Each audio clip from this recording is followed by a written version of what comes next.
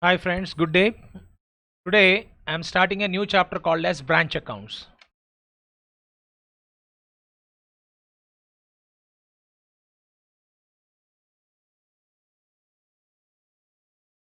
A new topic called as branch accounts.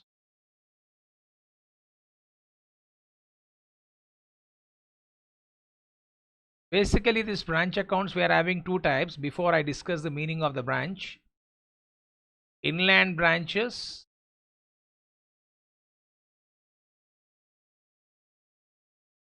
foreign branches.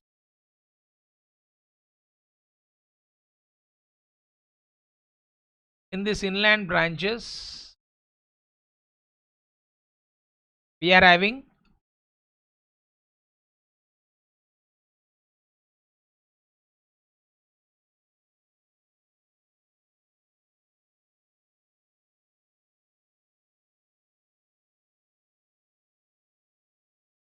dependent branches, dependent branches,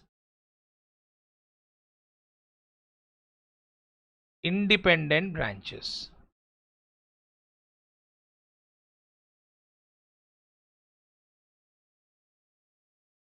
Inland branches, foreign branches, dependent branches, independent branches. This dependent branches we are having various methods for recording the transactions. They are called as debtors method, final accounts method,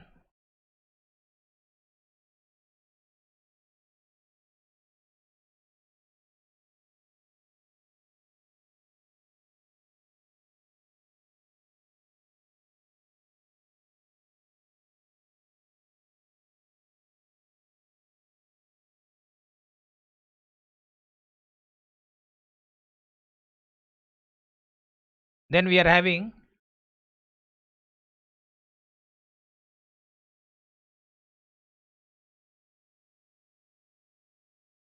let me put it like this, it will be easy.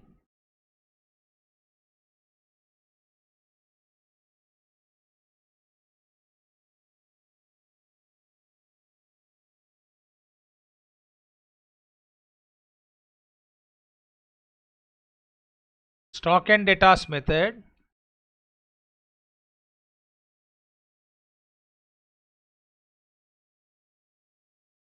final accounts method,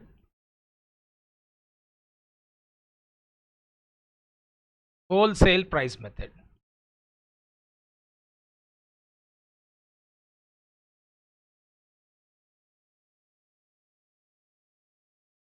Come on, tell me how many methods we are having. Debtors method, stock and debtors method, final accounts method, wholesale price method. So your learning objective of this chapter is, first we are covering inland branches. In inland branches we are having dependent branches. This can be taken as A. Independent branches, this can be taken as B. The dependent branches, point number one, debtors method, stock and debtors method, final accounts method, wholesale price method. See, the learning objective of this chapter is, whatever the method you adopt in dependent branches, the ultimate result is to know the result. For all these four methods, the ultimate objective is to know the result. So now we will be discussing today's class about, sir, what is first of all a branch account, and then we discuss what is inland branch, foreign branch, dependent and independent branches, one by one. As business grows, it often establishes branches in order to market its product over a larger territory. As business grows, it often establishes branches in order to market its product over a larger territory. It can be, if it is within the territory of the country, inland branches. Outside the territory, it can be called as foreign branches. The ultimate objective of any business, you know, is to maximize the profit. You all agree with me? What is the objective of any business? Any business objective is to maximize the profit. Generally, you see nowadays we are seeing lot of expansions are being taken place. The lot of expansion means that, like, initially start with one particular at what particular place you started business, then the business entity's objective is, like, I mean, they their existence is for growth. Am I right? The existence of business is for growth. Beyond a point, what happened? Growth comes by expanding geographically to other locations. Branch is a place of business located at a place which is geographically different from the principal place of business. It may carry on either the same or substantially the same activity as that carried on by head office, that is principal place of business of the company. Simple words, whatever the activity that is being carried in the head office, now I am using the term head office, is being carried by branch. It means without having head office you don't have branch. No, you take example, very famous example, you all are aware, during right from our school days we have been seeing Bata.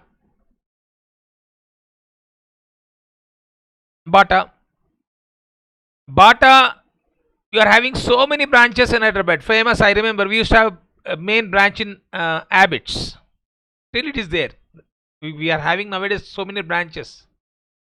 Bata, for school going kids, you want to buy the footwear, shoes, school uniform, shoes, etc. People used to go for Bata. One more one we used to have a called as Corona company. Two I mean, like, they used to have competition during that time. Nowadays we are not seeing Corona. Corona is the name of the footwear company. So Bata is another one. So Bata, we used to have Bata branches throughout the country. Even you nowadays you are saying that Bata, you are having branches throughout the country. Now we discuss what type of branch. That is a different issue. The thing is that why I am telling you, the branch is, we can say, by establishing branch, growth comes. How you are going to expand the business, how you are going to get growth? By expanding geographically to other locations. Now let me tell you briefly, if you recollect yourself, in consignment account, when I was explaining you during that time, maybe it was in last year, consignment accounts, I was referring the difference between consignment branch, because simultaneously I used to teach for you people consignment, the others for CA Inter, I used to teach branch account. Then I used to tell you, just as coincidence, just now I have come from branch account topic, I used to compare between the consignment branch. I used to say that, see, the difference between consignment and branch. In case of consignment, you are appointing an agent in other place to do business on behalf of the consignor. Here, if you want to carry of the activity of your business without appointing agent, you yourself is starting that, it is called as a branch. So here D of Delhi is appointing an agent. Here D of Delhi is opening a branch. Now this D is called as consignor here. This D is called as head office. Simple. D of Delhi consign goods to agent E. D has started a branch called as E.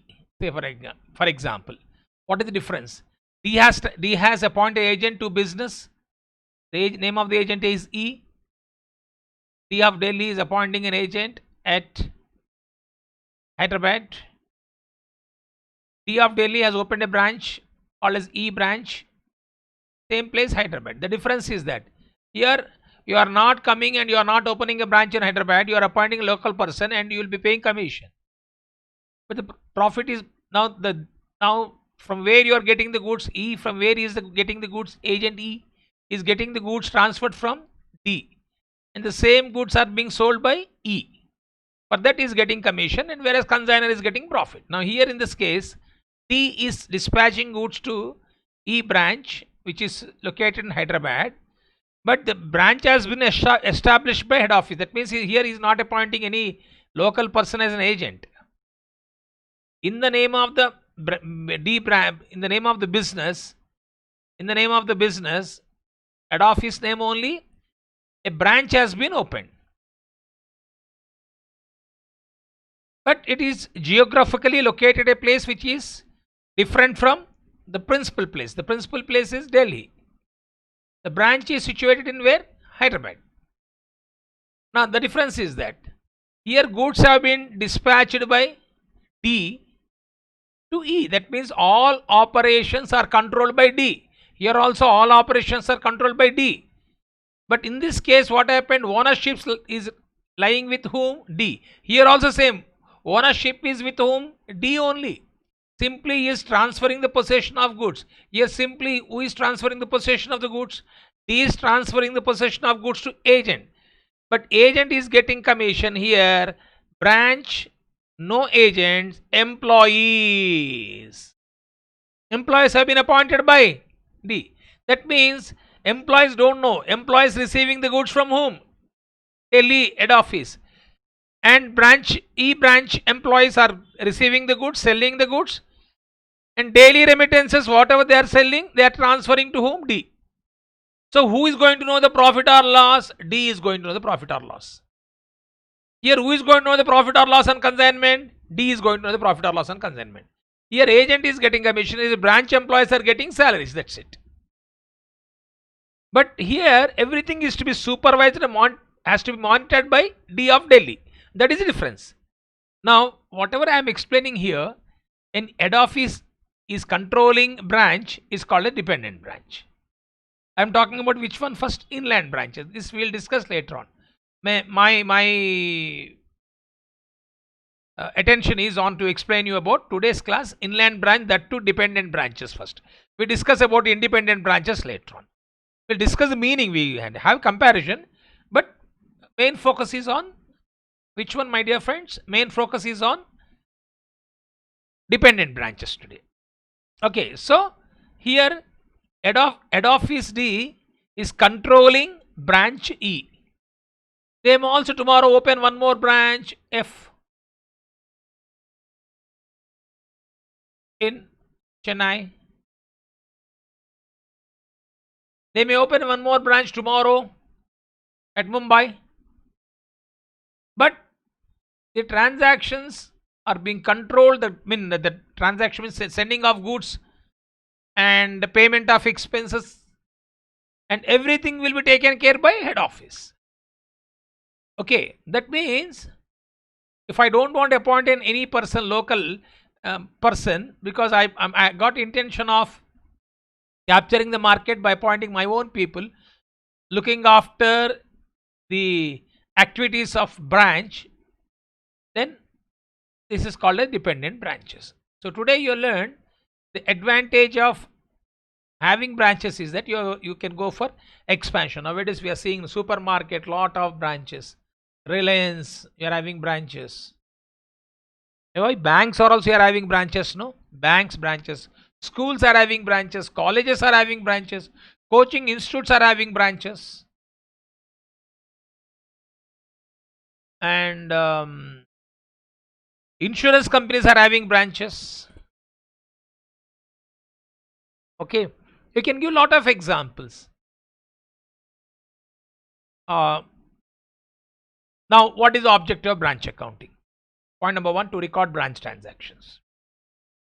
Point number 2, to ascertain the profitability of the branch and thereby enable meaningful interpretation of branch results for future decisions.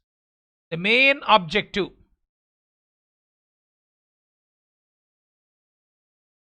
the main objectives of branch accounting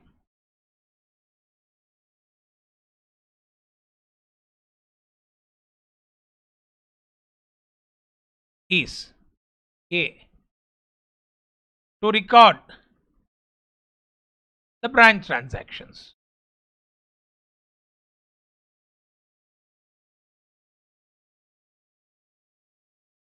To record the branch transaction. 2. To ascertain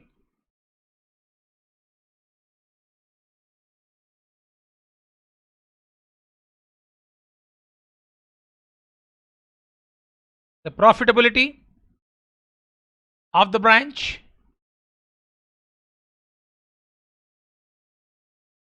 and thereby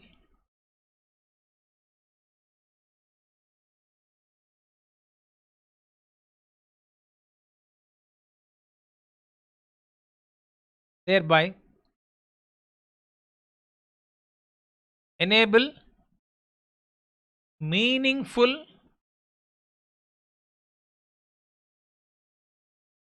interpretation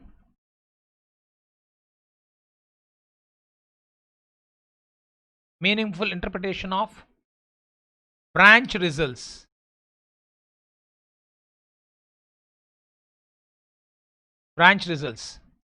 for future decisions.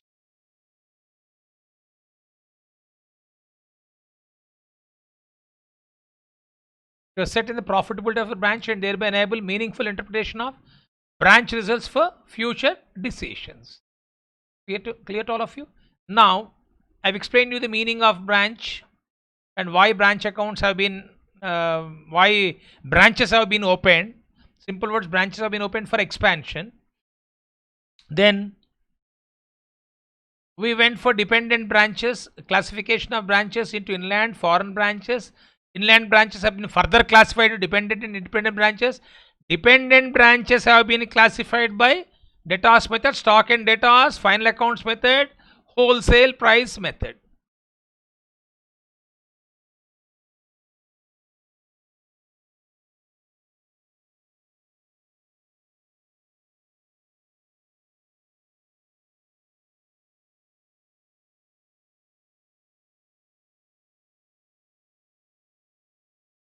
Okay, now coming back to this, let us first discuss about the difference between dependent branches and independent branches. Dependent branches controlled by head office. If you look at the main point here,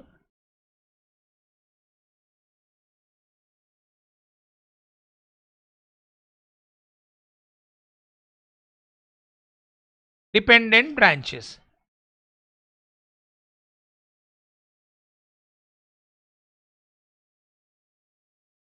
Dependent branches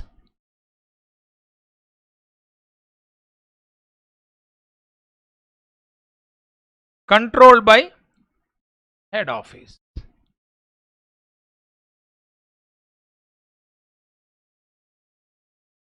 I'll give an example like Bata. Who is controlling? Head office.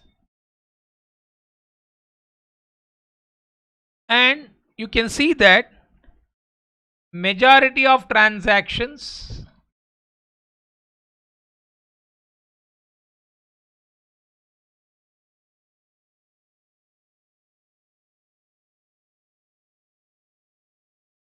originate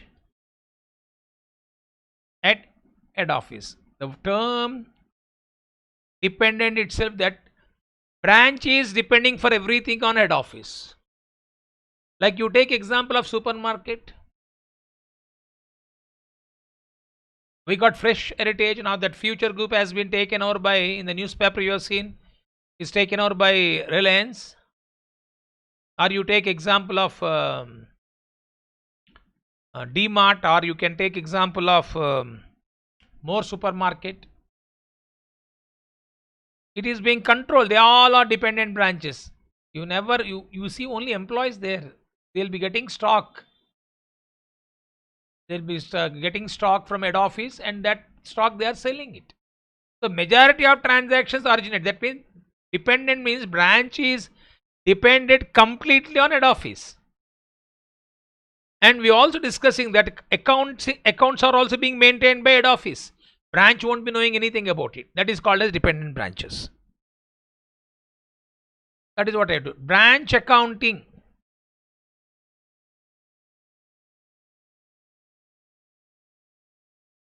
is done by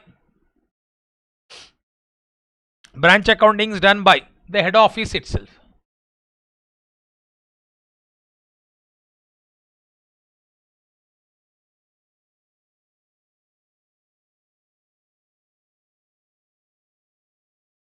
Branch accounting is done by head office itself. Majority of transactions originated at head office. Branch accounting is done by head office itself. Is called as dependent branches. Clear to all of you? So today we have seen A, dependent branches.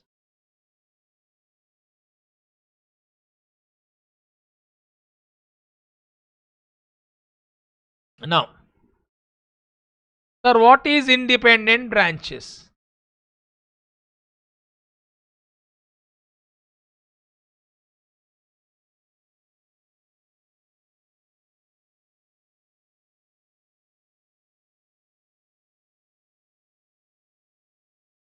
Independent branches. Independent branches is like we can say we are having audit firm. If you take an example of auditors, auditors also you are having branches. They are having establishing various branches at various places. Like one of the oldest Brahmaya and Co auditors, they are having various branches. Now sometimes that particular branch is independent.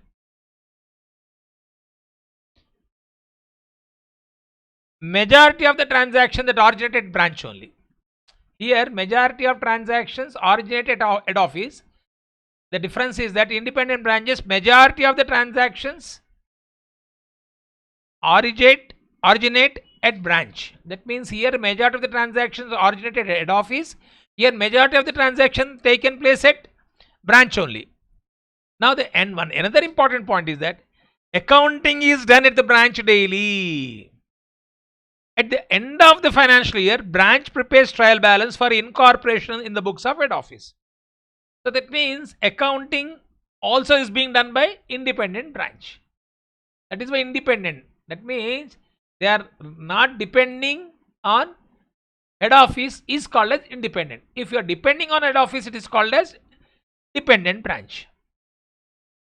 Here you can give an example. An independent audit firm. An independent audit firm.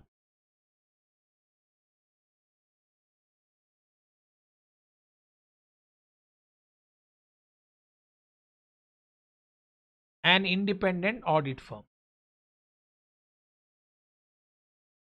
So here let me tell you, majority of transactions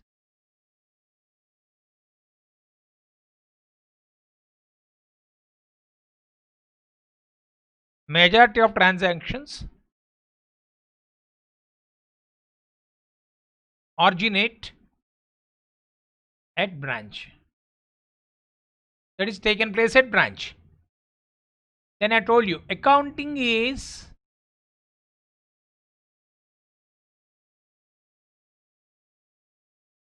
done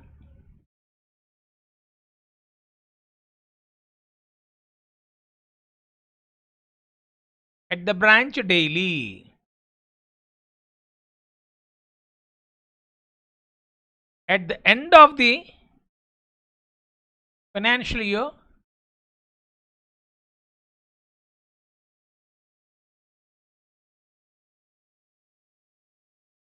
branch prepares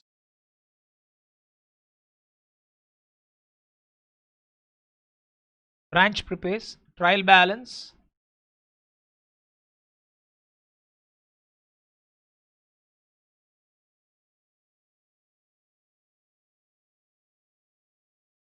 for incorporation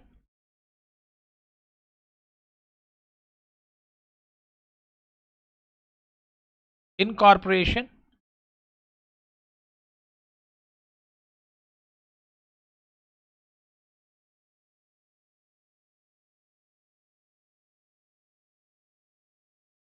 the books of head office. Accounting is done at the branch daily. At the end of the financial year, branch prepares trial balance for incorporation in the books of head office. Is this clear to all of you? This is about independent branches. So today we had overall discussion. We have discussed about dependent branches, independent branches. Today we have learned about, we have started learning about inland branches, foreign branches we discuss later on, separate chapter. Dependent branches we have learned the meaning, independent branches we have learned the meaning. Now we should see the methods of accounting. Dependent branches, these all are methods of accounting. The methods of accounting are called as,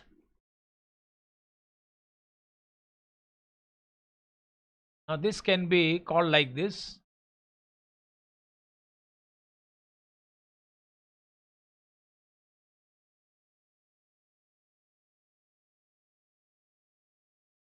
Methods of accounting. Methods of accounting, tell me: debtors method, stock and debtors method, final account method, wholesale price method.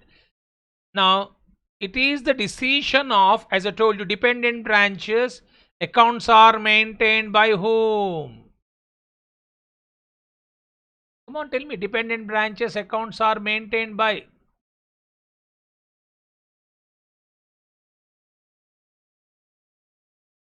Head office.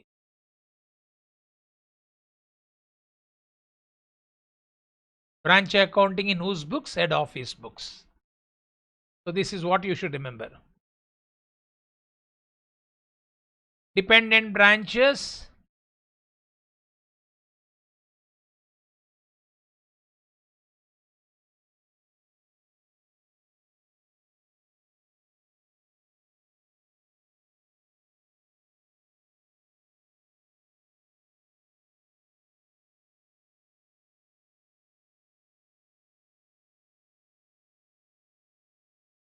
accounting in head office books. So clear to all of you? Today we are learning about which one? Methods of dependent branches, methods of accounting. Methods of accounting, tell me: first method, debtors method. Second method, stock and debtors method. Third method, final accounts method. Fourth method, wholesale price method. And these four methods is being done in whose books? Head office books. You following? So now come on, conclusion. Today whatever you learned, and let me put it in a nutshell, simple way. So far, the main points which you have learned, we are talking about inland branches today's class. And that to inland branch, we are talking about which one? Dependent branches. Conclusion. Dependent branches. Dependent branches.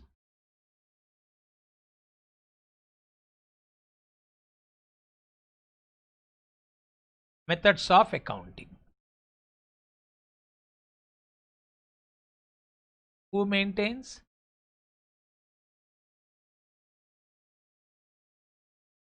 Maintained by head office. How many methods are there? A, I told you, debtors method.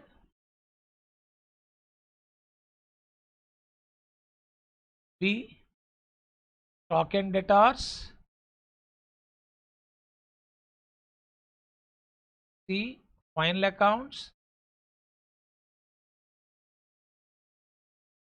D,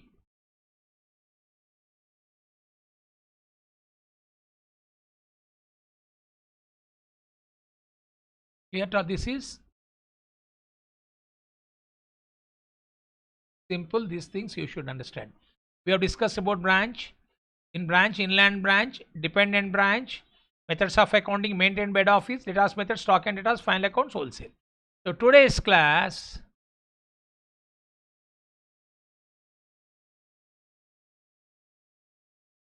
we are discussing about which method? debtors method.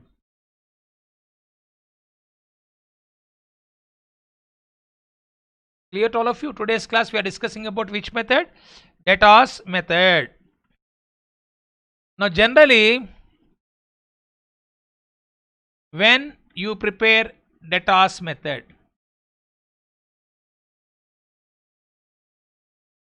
generally I'm giving the main points of this debtors method. First let me explain, then you can, if you wish, you start copying down. I can't write everything on the screen, my dear friends. Let me explain you of debtors method. Are you ready to copy down this? So take the notebook and you can copy down this.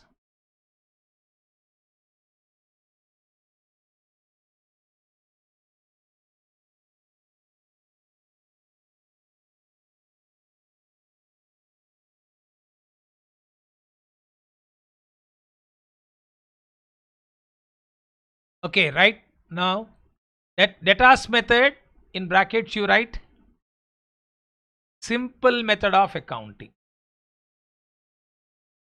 and you are lucky you can score marks if you get a problem from debtors method. Simple method of accounting.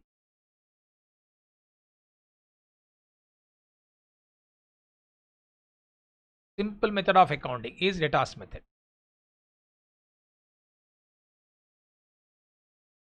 Simple method of accounting. Okay, so who prepares this generally? Who follows this? Point number one, you can write it is proprietary in nature.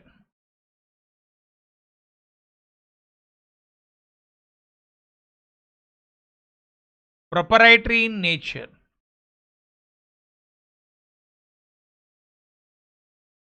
Proprietary, like generally sole proprietary nature. If I am having like sole proprietary nature, they may follow debtors method. And volume of transactions are less.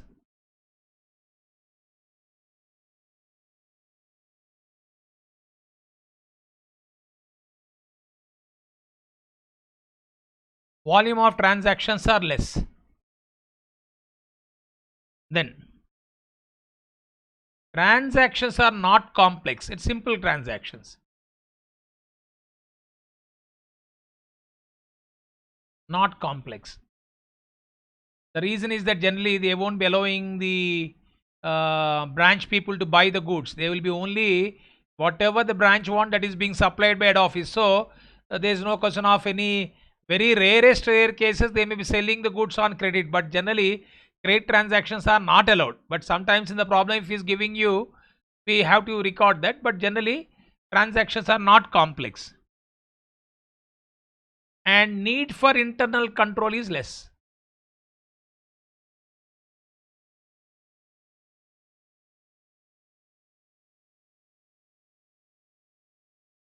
Because it is being maintained small few transactions, no need to have any internal control, because whatever the good that is to be sold by the branch is provided by head office. And one more thing, this is generally managed by family members.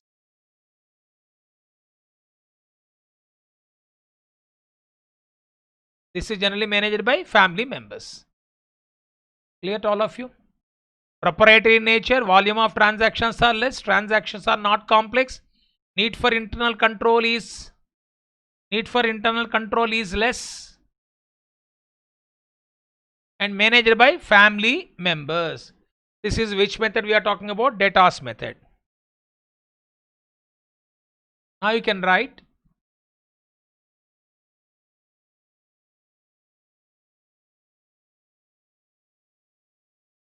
I hope you are copying down this. Proprietary in nature, volume of transactions are less, transactions are not complex, need for internal control is less, managed by family members.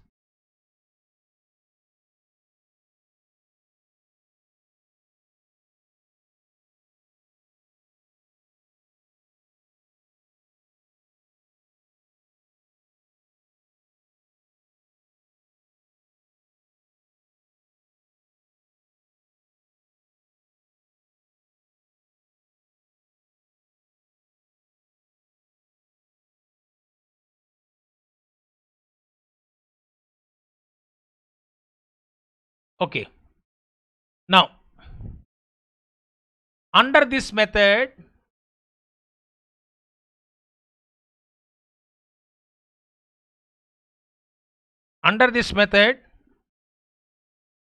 an account is called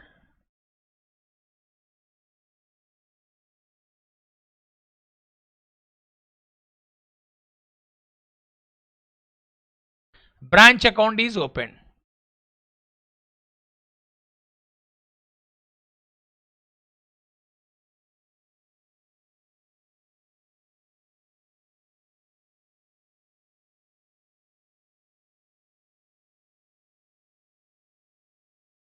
Under this method, an account is called branch account is opened. In the books of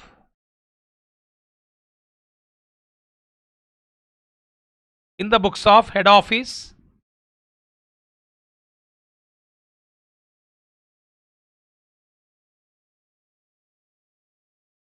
in order to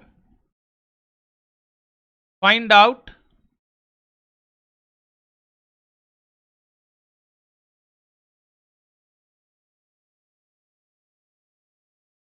profit or loss.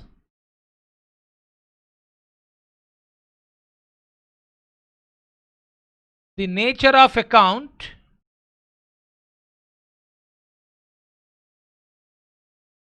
is nominal.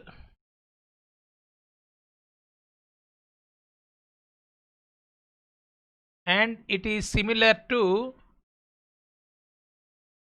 I say similar, but we can't say P&L account. It is similar to P&L account. Say nominal account means it is similar to P&L account. However,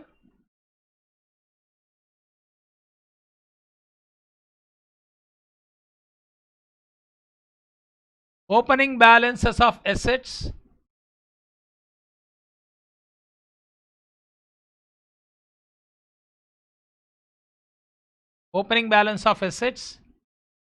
and liabilities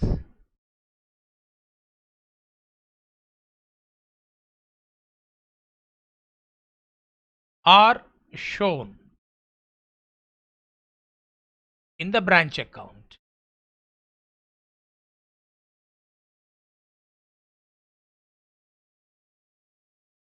Okay.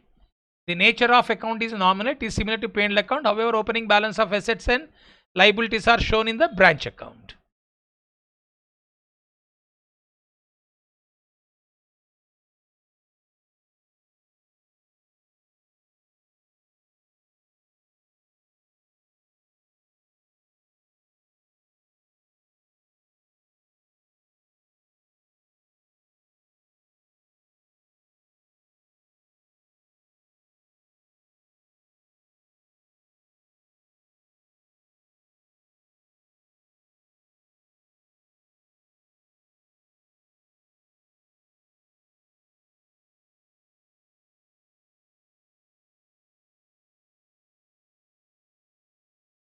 Now, I think you can copy down it later on also, no? So shall I go for discussion now? You can pass it and you can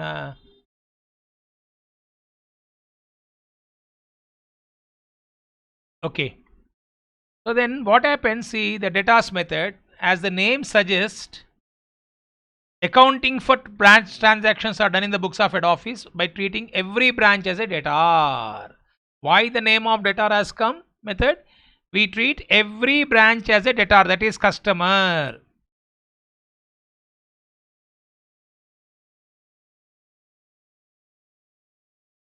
Okay.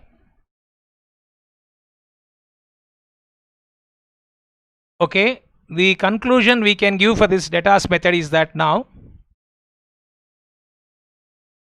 as the name suggests, accounting for branch transactions are done in the books of head office by treating every branch as a debtor, that is customer account. In this method, accounting is done only for branch transaction where head office is involved. Only in this method, accounting is done only for branch transaction where head office is involved. In other words, transaction at branch not involved head office is not recorded. It means the transactions where head office is not involved will not be recorded. This is by design, since intent is to keep accounting simple and to the minimum. They want the account to be simple and minimum. Further, the goods are sent from head office to branch for sale at a fixed price, usually invoice price. Whenever branch is sending goods to head office is sending goods to branch, it is generally at invoice price, means like we have seen in consignment. Goods are consigned by consignor to consign at invoice price. Invoice price means more than cost price. Clear to all of you? So here generally the transaction between head office and branch, whatever the transaction that is involving head office and branch will be recorded. Okay, that means the entire accounting will be done by head office itself. But having said, sometimes we may be having a problem where very rarest cases we have got one or two problems in the material, very old problems there. Sometimes head office may allow the branch to buy the goods occasionally on credit basis. Very rarest rare cases you have. Generally head office will never permit the branch to make purchases. It never allow them to buy goods on credit, but in extraordinary circumstances, to satisfy or to cater the needs of the regular customer, the present goods are not available, then they, in such a situation, they may be allowing the branch to, with the permission by the head office, to buy the goods on credit. If you got any transaction like that, then you should record. Otherwise, generally the entire goods will be supplied by head office. All expenses relating to branches are paid by head office. Okay, and as I told you, generally here I have clearly mentioned that under this method an account is called branch account is opened in the books of head office not to find out the profit or loss. The nature of account is nominal account. And also sometimes we may also open the other account also called as goods sent to branch. A control account record the movement of goods. Okay, so sometimes they may, as per the problem, if it is required, we may also need to open an account called as goods sent to branch account. Goods sent to branch account is called as a control account to record the movement of goods.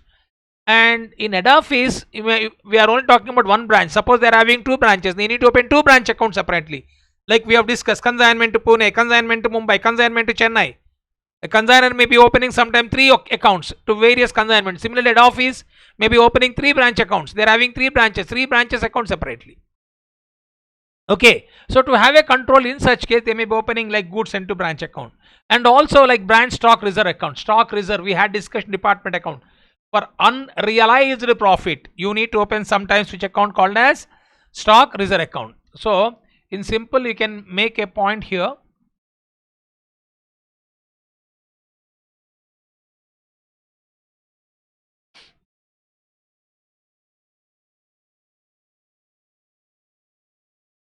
Branch account for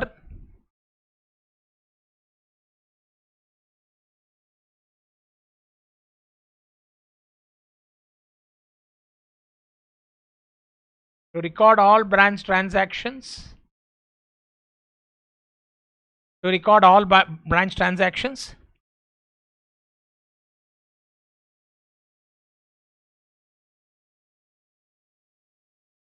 Where head office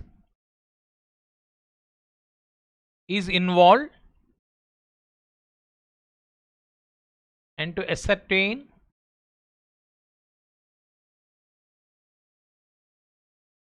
the result. Second account, goods sent to branch, goods sent to branch, it's a control account. Control account to record the movement of goods.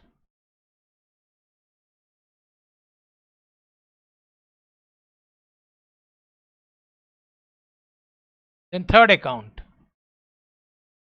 branch stock reserve.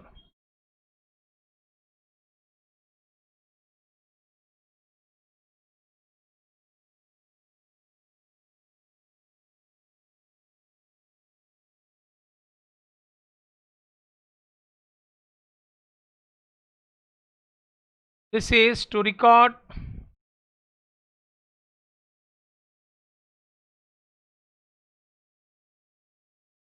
or carry forward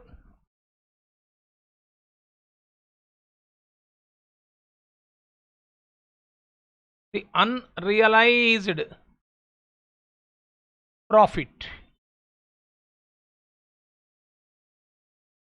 on stock. Now please remember, this account is necessary only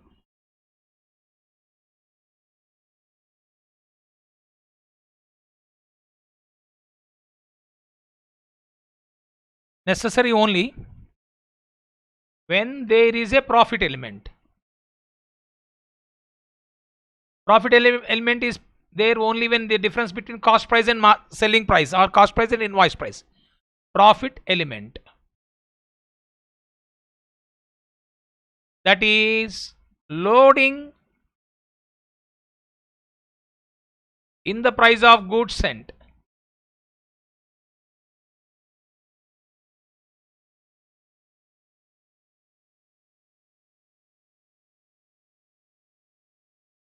To the branch. Okay, so we have seen what is loading. Difference between invoice price and cost price is called as loading. Okay, so this is all about your branch account introduction. Now the thing is that, let me tell you why people consider this as a tough topic. In the sense, the reason is that you are having so many methods: debtor method, stock and debtor, final accounts. You can expect one question from any of these methods. So that means you should be sure with the debtors method, stock and debtors, final accounts, wholesale. That is why generally talk is that like this is bit difficult. Of course, you got some independent branches is really testing one. The loading, etc., loading concept, etc. I think there you may have a bit confusion. That's it. It's not that it's difficult. I'm telling you. I never say that any topic is difficult unless you for yourself can assess it. From general talk, mouth talk, we cannot consider which is easy, which is tough. But for an accountant, for a professional student like chartered accountant student, like you should be good in all aspects of it. I know your basic conceptual the knowledge, so I think definitely you can sure that you can do well in branch accounts also. But we go slowly, no need to worry about it. So I'm not rushing, but I would like to provide you detailed information.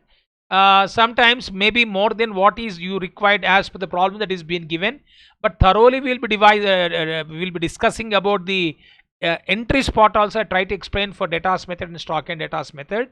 So for that, what I do actually, this is simple things I have written on the screen, but from tomorrow onwards, whenever the next lecture, you have a copy with you. If it is simple, I'll to explain, I'll be writing on the screen.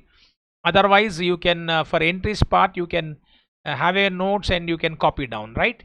So we'll meet in the next class with some more detailed discussion on debtors method, maybe for around 3 to 4 classes, because this is weightage one. So debtors method will be discussing in a detailed manner. Then we are having few problems on stock and debtors, that we will take it next level. Then after that, final accounts you will be very comfortable. It's like a normal final accounts. Head office is maintaining final account, opening stock, purchases. I think that is not an issue. Wholesale price is nothing but the retailer and wholesaler concept. Head office is wholesaler, branch is retailer. I think that one problem or 1 or 2 problems. So only we're having more number of problems in the material also on debtors method. One problem on stock and debtors method. We discuss what is stock and debtors later on. Then final accounts method, you will be really enjoy in doing it. If that question comes, I think there will not be any problem for you.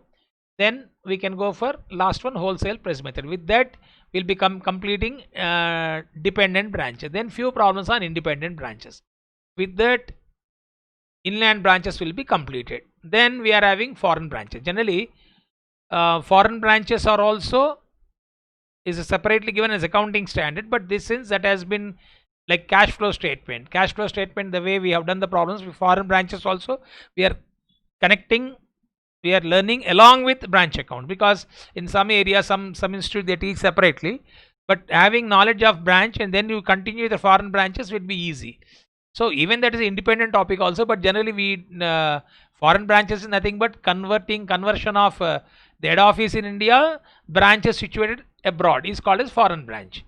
There we are having integral foreign operation, non-integral foreign operations, and that conversion dollar has to be converted into Indian currency, and that exchange difference in exchange values, the loss are again.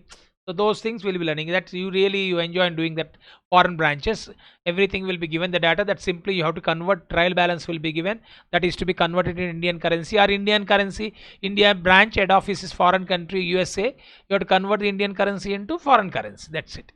I think this is what the simple thing about it. So, but it will take. You need number of classes, more number of classes, then depend, and then the department accounts. Okay. I think that with that my part will be completed. I hope you all are following this. So have a look at these things again. Detailed manner I've explained you. We continue our discussion in the next class. Till then, goodbye. God bless you all. Right.